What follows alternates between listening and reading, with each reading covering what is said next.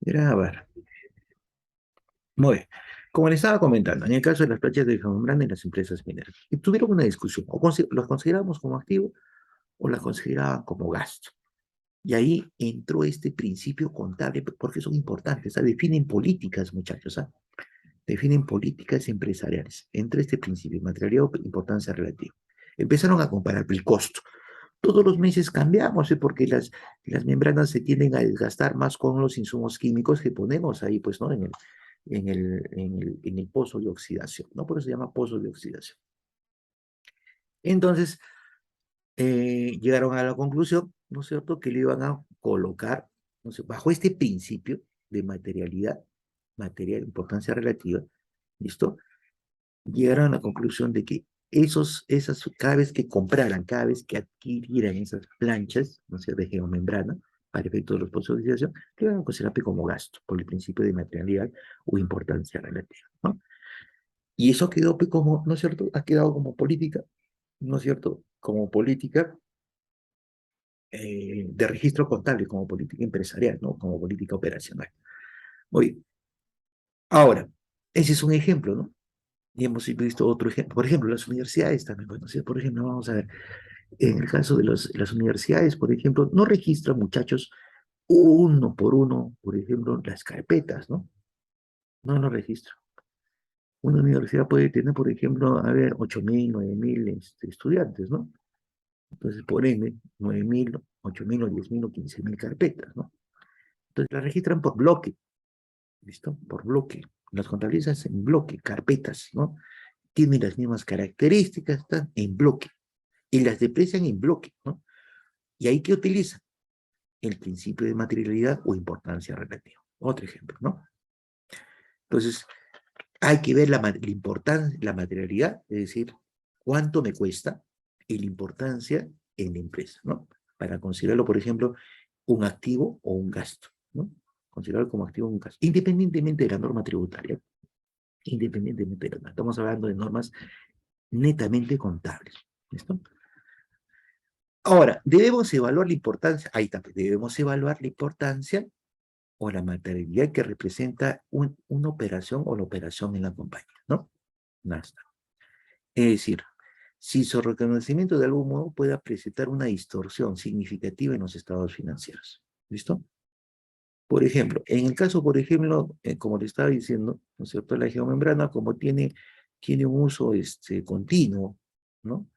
No tiene pues, una alteración, no me va a distorsionar, no me va a cambiar la información de los estados financieros, ¿de acuerdo? Entonces, tenemos que medir también eso si me cambia o no me cambia. Cuando no es material, no me va a cambiar, pues, ¿no es cierto? ¿No? Por ejemplo, a ver, vuelvo a repetir, la contabilización de la geomembrana, como es en forma continua, la estoy registrando como gasto, ¿no es cierto? Antes estaba como activo, pero para mí es un gasto porque básicamente todos los meses, ¿no es cierto? Es un gasto operacional, no es un activo, ¿no? Entonces, no me va a variar, ¿no? En forma significativa los estados financieros, ¿no? ¿De acuerdo? No me va a variar. Entonces, eso es lo que tenemos que ver, que no nos varíe en forma significativa. Muy bien. Y el ejemplo que nos han puesto, no tengo una factura de 50 soles, está mal registrado el RUG, ¿lo puedo registrar? A ver, lo podemos registrar, es esa factura, no dice sí, pero al final nadie se va a dar cuenta. Entonces, a ver, 50 sol, por 50 soles de una factura, ¿no es cierto? Ni hasta en una revisión, ¿no? Depende, yo diría depende, por ejemplo, si tengo una factura de 50 soles y observo que el RUG está mal digitado, pero la operación es válida. No es necesario que tramite la corrección del documento, simplemente lo registre como debió ser. Bueno, en este caso es cuando las facturas eran manuales, ¿no? Y yo podía equivocarme en error, como ahora son todas las facturaciones, todo lo que es relativo a la facturación o emisión de comprobantes de pago, todo es en forma, ¿no es cierto? Es a través del sistema, ¿no? Entonces ahí ya no va a haber ese problema, ¿no?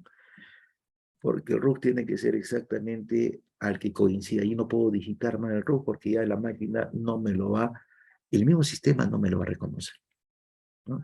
Cuando era por ejemplo, en este caso, ¿Era manual? Sí, pero tengo que ver, por ejemplo, la significación, ¿no? Por ejemplo, si es una empresa enorme, 50 soles pues no es material, ¿no? ¿Listo? No es material. Yo he podido tener unos 50 soles, por ejemplo, de una empresa grande, o sea, cuyo movimiento sea muy fuerte, y me hayan hecho una factura. Entonces, todo está bien, ¿no? Excepto pues, que se han equivocado en el rubro, está bien la operación, todo el asunto. Entonces, ahí yo lo he podido registrar, ¿sí? ¿Por qué? 50 soles no es significativo, ¿no? Ni cuando me hacen una revisión, cuando depende de mi movimiento, ¿no es cierto? Imagínense, para un movimiento de 1 millón, o 1,5 millones, 2 millones que puede tener mi empresa en forma mensual, 50 soles, pues, ¿no es cierto? Es una, eh, es algo imperceptible, ¿no? Que ni siquiera tributariamente me lo van a detectar, pues, porque al final de cuentas, cuando me hacen una revisión desde el aspecto de vista tributario, ¿no? Inciden sobre todo aquellas, también se rigen bajo este principio, revisan lo material o lo que tiene importancia relativa, dependiendo del tipo de empresa y el volumen de empresa, ¿no? ¿Listo? Muy bien. Tenemos el siguiente principio. El principio de exposición. ¿Qué nos dice el principio de exposición? Las operaciones económicas que representan hechos significativos deben realizarse con la mayor diligencia posible, teniendo toda la documentación que lo sustenta con total objetividad y claridad, es decir, cumpliendo a cabalidad la aplicación de los principios, normas y políticas contables adoptadas, ¿no? Con la finalidad de que los estados financieros puedan mostrar el detalle de las operaciones significativas para que los usuarios estén en condiciones de tomar mejores decisiones económicas. Claro, y crear una historia, ¿no? Muy bien. A ver, vamos a marcar lo importante y vamos a poner ejemplos acá. ¿Eh? Exposición. Las operaciones económicas presentan hechos significativos, ¿no? Ya está. Deben realizar con la mayor diligencia posible. Ya, se debe realizar con la mayor diligencia posible. Vamos a pintar. Vamos a ver. Ahí está. Las operaciones económicas que representan hechos significativos deben realizarse con la mayor diligencia posible, teniendo toda la documentación que la sustenta. Teniendo toda la documentación que la sustenta. Acá. Toda la documentación que la sustenta. Ya está. Con total objetividad y claridad, ¿no? Esos son los principios que tienen que tener esas operaciones económicas de hechos significativos, de hechos muy importantes, ¿no? Por ejemplo, ¿para qué? Para que tenga cumplimiento, ¿no es cierto?, en la aplicación de los principios y normas adoptados, ¿no? Las políticas, ¿no? Para que esté de acuerdo a las políticas contables adoptadas por la empresa. ¿Y con qué finalidad? Con la finalidad que los estados financieros puedan mostrarse a detalle las operaciones significativas para los usuarios que estén en condiciones de tomar decisiones, esas decisiones, ¿no es cierto?, las mejoren, ¿no es cierto? Muy bien, ese es el principio de exposición, ¿listo? El principio de exposición. A ver, hay operaciones económicas, ¿no es cierto?, que tienen las empresas que son pues, de suma importancia, ¿no? De suma importancia, son significativas, ¿no? Que son muy importantes, ¿no? Para la empresa. Como por ejemplo, vamos a ir ahí. A ver, una de las operaciones significativas, por ejemplo, para la empresa es el financiamiento, ¿no? Son los préstamos. ¿Listo? Las empresas se financian de acuerdo a su capacidad, ¿no es cierto? A su capacidad operativa, ¿no? Dependiendo de lo que quieran, en donde quieran invertir el dinero. Pero normalmente es por capacidad operativa. Entonces, cuando registramos, por ejemplo, una operación de financiamiento, tenemos que ser pues, muy diligentes, ¿no es cierto? Al registrar es un hecho significativo porque básicamente lo que me está aumentando es mi capital operativo, ¿no es cierto? Ese capital operativo puedo destinarlo para una inversión, por ejemplo, ¿no es cierto?, de compra de activos realizables o activos fijos, ¿no? Por decir, ¿no? Por ejemplo. Muy bien. Entonces, ¿qué me dice exposición? Todo ese préstamo, ¿no es cierto? Yo tengo que hacer una historia, ¿no es cierto? ¿Listo?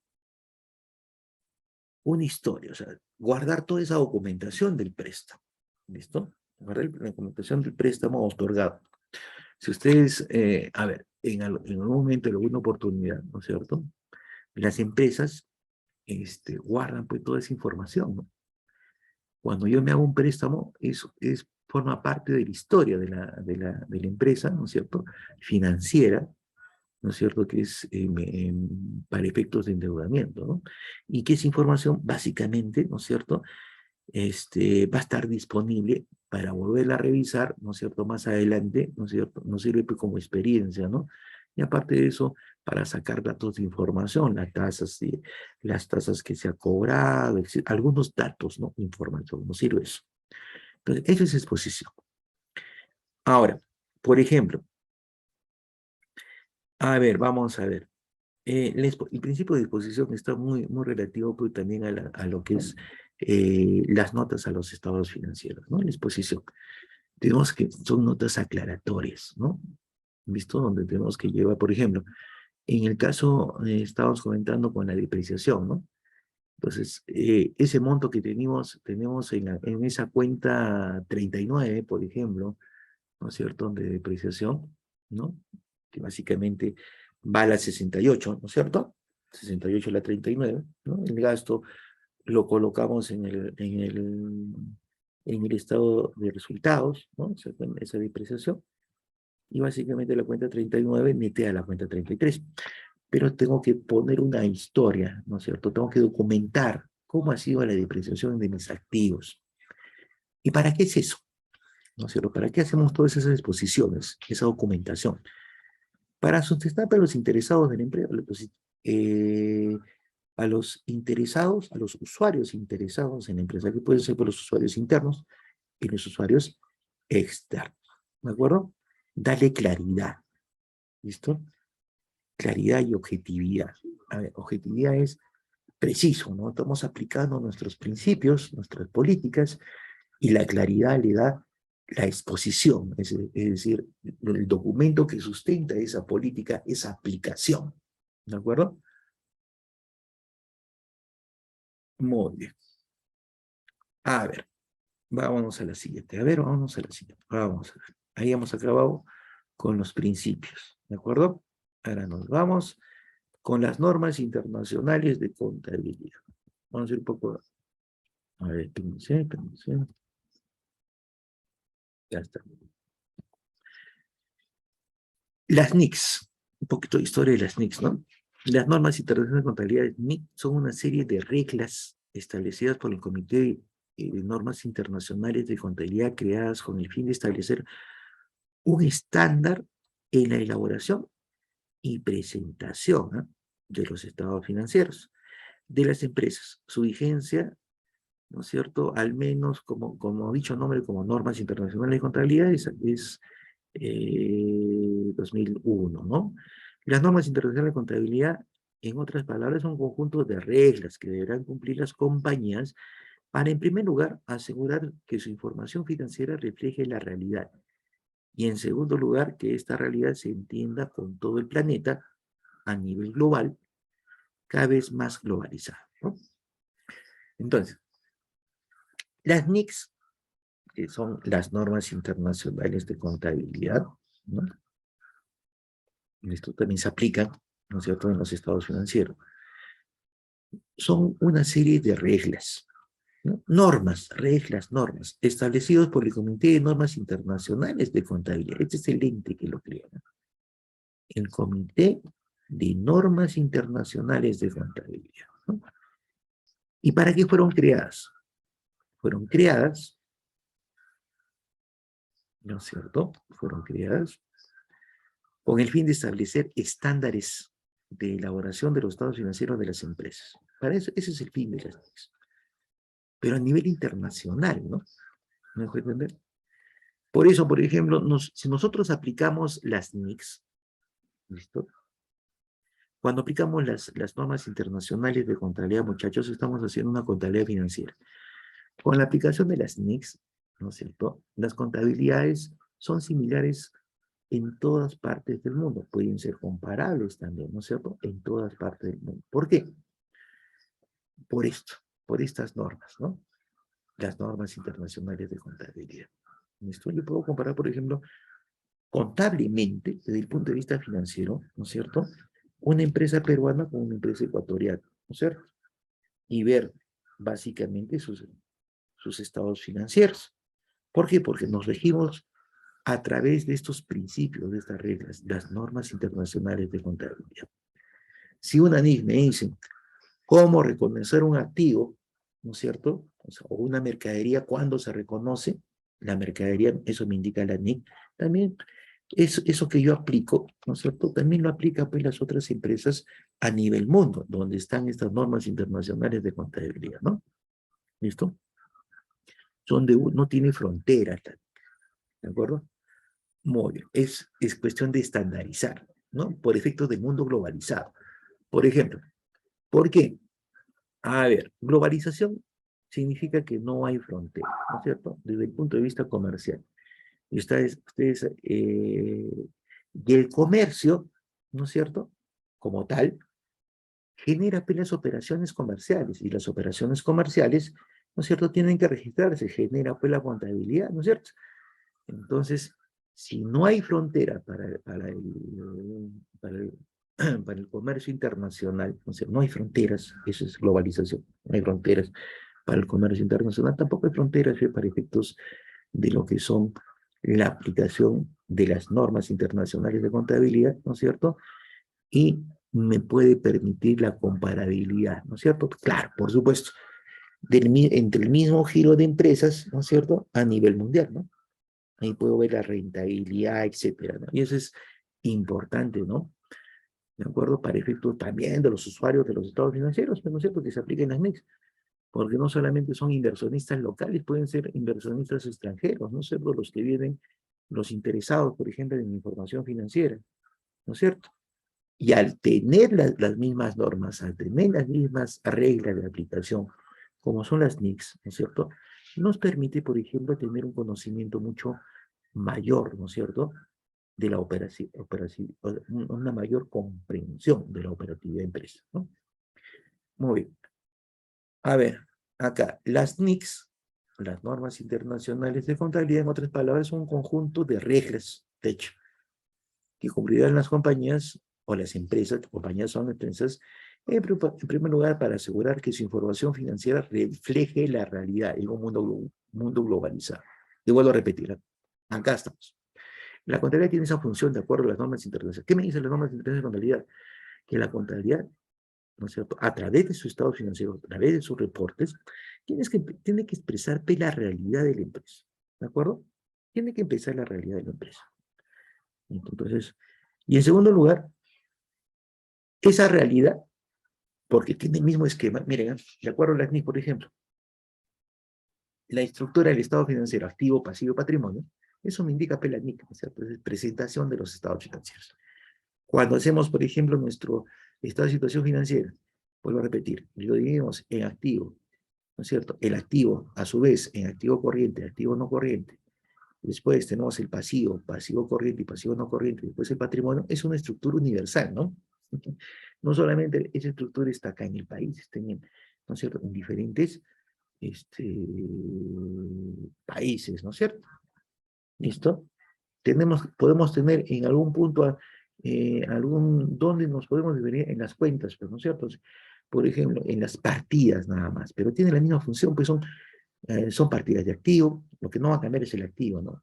El activo, ni el pasivo, ni el patrimonio, ¿no? Tiene la misma estructura. Entonces, son normas de aplicación universal, ¿no? Globalizado, ¿listo? Universal, globalizado. Muy bien. Listo. A ver, vamos a poner un control. Vamos a la siguiente. Vámonos acá. Orígenes de las normas internacionales de contabilidad. Un poco de historia, a ver. Estas normas fueron emitidas por el Comité de Normas Internacionales de Contabilidad, o ISAG, por su nombre en inglés, International Accounting Standard Comments, ¿no? A ver, ese es en inglés, ¿no? Normas Internacionales, ISAG, ¿no? Y International A de Accounting, S de Standard y C de Comité. Entonces, eso representa el Comité de Normas Internacionales de Contabilidad con su abreviatura, ISAG, IAS, ¿no? Que en inglés representa International Accounting Standard Committee. Muy bien, es una institución que precede a la actual Junta de Normas Internacionales de Contabilidad UIASP, ¿no? Hasta IASP. Por su nombre en inglés, International Accounting Standard Board, ¿no? Ha precedido, ¿no? Precede a esta institución. Las NICs fueron emitidas en 1973. Son de uso, miren, desde 1973 y poco a poco ha ido avanzando en el mundo, ¿no? Y mantuvieron con su nombre hasta el 2001. A partir de ese año, el ISAC fue reemplazado por IAS. Dicho entidad adoptó las NIC, ampliando su desarrollo y elaborando interpretaciones, dando lugar a las normas internacionales de información financiera. O sea, las NICs fueron base para las normas internacionales de información financiera. ¿Listo? Con el tiempo, ¿no? Muy bien, entonces acá vamos a marcar lo más importante. A ver. Estas normas fueron emitidas por el Comité Internacional de Contabilidad, ISAG, ¿no? Perdón, IAS, no ISAG. Estas normas fueron emitidas por el Comité Internacional de Contabilidad, IAS. Esa sigla en inglés, ¿no es cierto?, representa, ese es su nombre, ¿no? International Accounting Standards Committee. ¿De acuerdo? Esta institución, International Accounting Standards Committee, fue una institución que precede a la actual Junta de Normas Internacionales de Contabilidad, o IASP, ¿no? Que en inglés es International Accounting Standard Board, ¿no? Su nombre en inglés de la IASP es esto, International Accounting Standard Board, ¿no? Ya está, vamos a marcarlo. Ya está. Ahora, las NIC fueron emitidas en 1973, cuando inició, ¿no es cierto? Se iniciaron las NIC. Fueron emitidas en 1973. Y se mantuvieron con su nombre hasta el 2001, como tales, como NIC, ¿no? ¿Listo? Que todavía siguen, ¿no es cierto? Las seguimos estudiando porque también las seguimos aplicando, muchachos, ¿no? Muy bien. A partir de este año, el IAS, ¿no? Ahora, la aplicación en el Perú no es de 1973, ¿eh? ¿Listo? En el mundo apareció en 1973, ¿no es cierto? Las NICs. Porque en el mundo, en algunos países que se reunieron, ¿no es cierto? Recién nació en 19, no que en el Perú ya estaríamos aplicando las NICs. No, todavía no. ¿De acuerdo? En el mundo ha sido reciente, ¿no? Más o menos casi unos 15 a 20 años, ¿no? Muy reciente. ¿De acuerdo? Pero no desde 1973. Poco a poco, estas normas internacionales de contabilidad fueron abriéndose espacio en el mundo, ¿no? En el mundo del registro operacional de las empresas. Y poco a poco fueron siendo adoptados por los países, ¿no? Todavía, por ejemplo, ahora en nuestro contexto actual, en nuestra realidad actual, en el mundo hay países que no aplican las NIC, pero son muy pocos, ¿eh? Tampoco las NIC, ninguna de las dos. Pero son muy pocos, muchachos. La gran mayoría de países a nivel mundo, ¿no es cierto? Ya ¿no?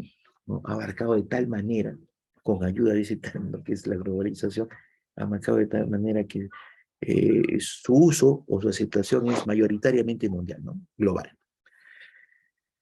Entonces, ¿qué pasa? Que a partir del 2001, de ese año, que representa el 2001, el ISAG, ¿no es cierto?, fue reemplazado, ¿ya? Este ISAG, este International Accounting Standard Committee, fue reemplazado por el IAS, ¿no? ¿Listo? Por el IAS, que es National Accounting Standard Board, ¿de acuerdo? Fue reemplazado. En el momento del reemplazo, ¿no es cierto?, las NICs, estas NICs, nuestras NICs conocemos, ¿no es cierto?, ampliaron su desarrollo, ¿no es cierto?, sus interpretaciones y nuevas experiencias contables, dando lugar a las normas internacionales financieras. Se dio origen a esto, a las normas internacionales financieras, pero como vuelvo a repetir, tienen su base en las NICs, ¿no? Siempre van a tener sus bases en las NICs. Muy bien. Listo. Hasta ahí un poco de historia. Vámonos a las normas internacionales de contabilidad, las NICs, ¿no es cierto?, que de acuerdo al Consejo Normativo de Contabilidad, eso sí es peruano, ¿no? Consejo Normativo de Contabilidad, nosotros tenemos un Consejo Normativo de Contabilidad, Es un grupo de entidades, como vamos a ver más adelante, que conforman ese consejo, ¿no? O sea, que derimen las NICs, ¿no? ¿Qué NICs, de todas las NICs que hay, de todas las NICs que nosotros tenemos, ¿no es cierto?, que están vigentes, cuáles son las que nosotros, de acuerdo a nuestra realidad operacional y económica, es la que las vamos a adoptar, ¿no? Se van adoptando de poco en poco, ¿no? Igual que las normas internacionales financieras, similar. Muy bien. Entonces, ¿cuáles son las NICs que estamos aprobadas en el Perú? De acuerdo a la resolución 003-2017 EF, acordarse que es uno de los que integran, ¿no es cierto?, el Comité de Normas de Contabilidad es el Ministerio de Economía. ¿Listo? Muy bien. El Ministerio de Economía es uno de los integrantes de ese Consejo Normativo de la Contabilidad en nuestro país. ¿De acuerdo? Entonces, ¿qué tenemos? Ningún. Es por eso que, por ejemplo, miren esto. Si ustedes buscan plan contable, ¿no es cierto?, Ministerio de Economía, les sale el plan contable, todito, detallado hasta con dinámica, ¿no? Me pongan en internet, hagan la prueba. El plan contable, Ministerio de Economía y Finanzas, si les aparece todito detallado, Maladina. ¿Por qué? Porque es parte contable del Consejo Normativo de Contabilidad, ¿no? El Ministerio de Economía y Finanzas. A ver, número 1. Tenemos la NIC 1, la presentación de los estados financieros. Haciendo una referencia, presentación de los estados de cada una de las NIC que vamos a mencionar. ¿Eh?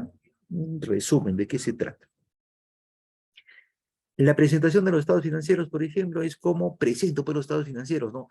Los estados financieros que nosotros conocemos, como el estado de situación financiera, el estado de resultados, por ejemplo, el estado de flujo de caja, el estado de patrimonio neto, ¿no? ¿Cuál es su estructura y cómo tiene que presentarse?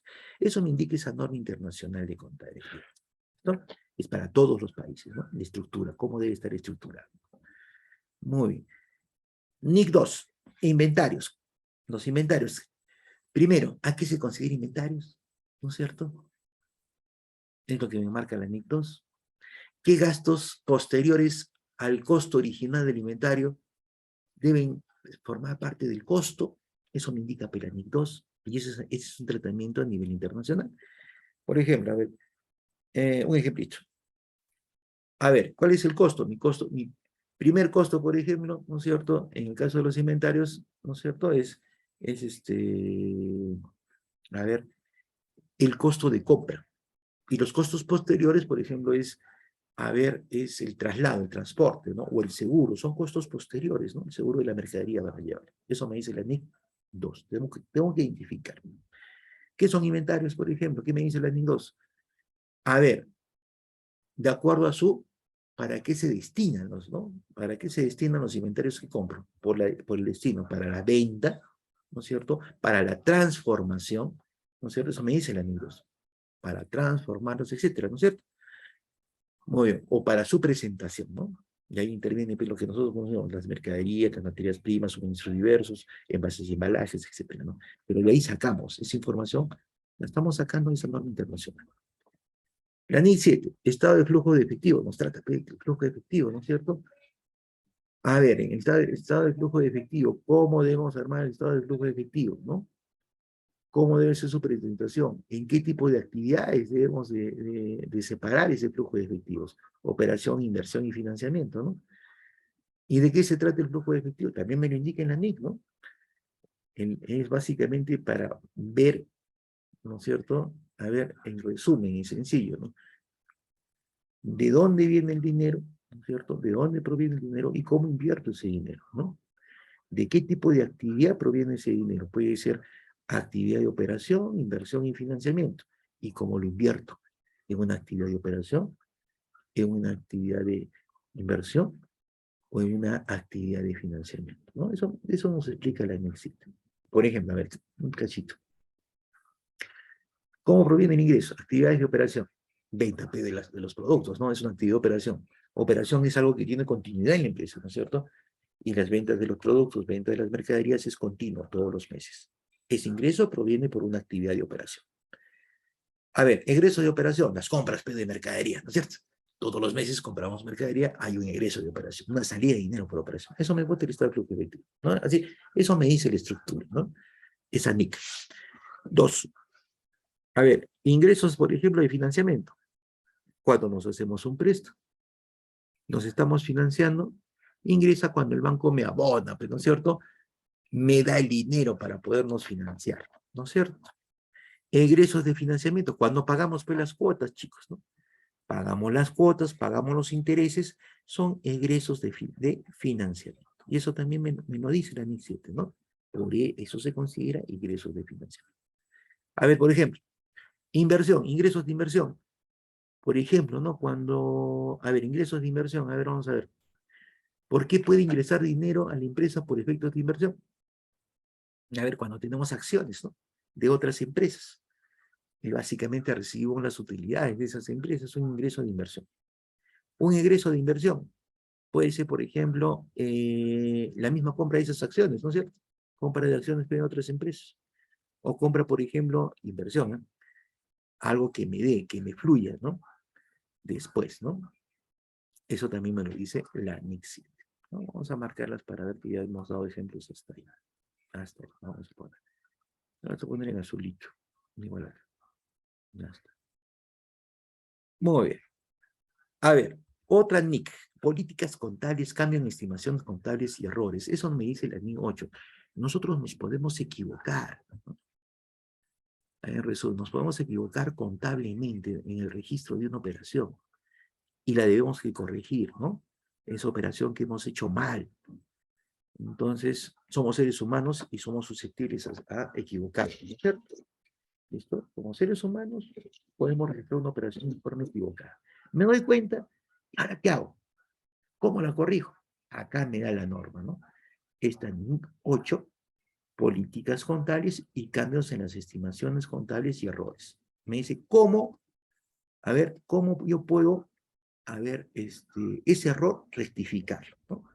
¿Qué me dice? Por ejemplo, en resumen, ¿no? A ver, tengo un tratamiento, dos tratamientos, un tratamiento preferente y un tratamiento alternativo.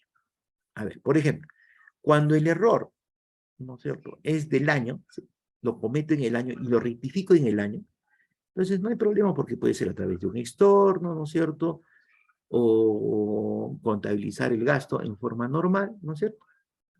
Si es que es un gasto que no he contabilizado, o por ejemplo he ingresado una venta que no debe ser, lo realizamos a través de todo. Cuando es en el acto corriente, ¿no? Eso me dice el año. Y cuando, por ejemplo, es del año pasado, entonces tiene que afectar la utilidad, ¿no es cierto? O la pérdida que he obtenido, ¿no? Entonces me voy contra la utilidad y la pérdida. Eso también me dice la NIC 8, ¿no? Entonces no olvidar que las NIC son normas de registro. ¿Cómo registro las operaciones o cómo presento, ¿no?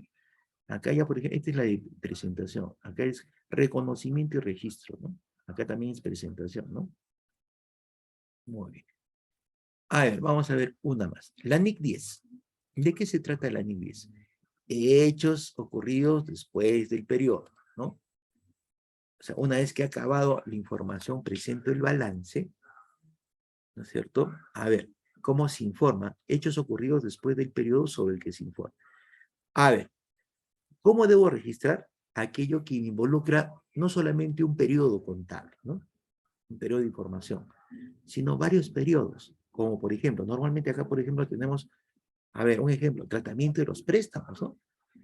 Cuando un préstamo puede ser, por ejemplo, de un año, puedo tener el contrato o haber convenido con la institución financiera, no de pagarlo en un año, o puede ser más de un año, y ahí involucra un periodo y otro periodo contable, involucra dos periodos contables.